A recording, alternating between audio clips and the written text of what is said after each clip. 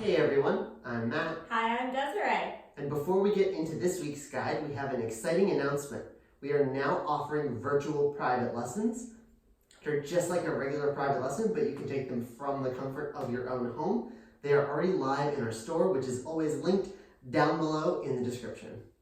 Now for the guide. We are on the second to last week of our two-hand hold series, now entitled Two-Hand Hold Wash Your Two Hands. We are going to be talking about one more really cool move to help you add variety to your dancing. So, the move is going to be a bit of a rap and rock variety. We'll dance it and then show you how. 1, 2, 3, and 4, 5, and 6, 7, and 8, 1. Some tips for our leaders. These are all really nice intermediate level patterns that you're probably familiar with. So I mostly want to talk about stitching them together in this sequence. First tip is that even though these spins are fast, you want to fight the temptation to make them really small and do them just with your fingers. We still want to make those turn axes nice and wide with the turn coming from our elbow. Second tip is for those quick redirections, make sure you're keeping a relatively short range of motion in your frame. Don't let yourself get overextended or you don't offer support for our followers. Showing this one more time so you can see all those nice correct habits.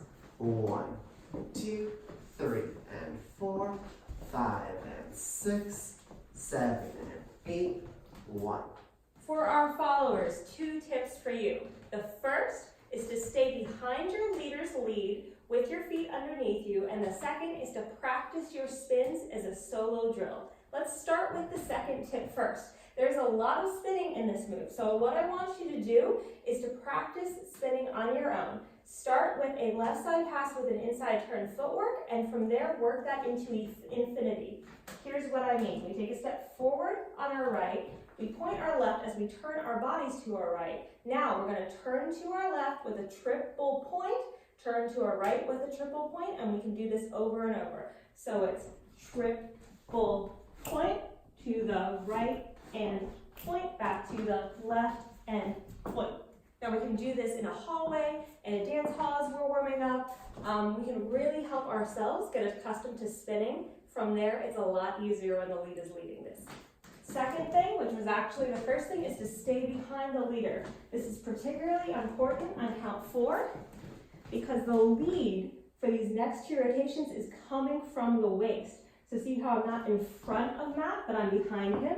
That's going to be the case for 4, and then for 5, and this rock and go.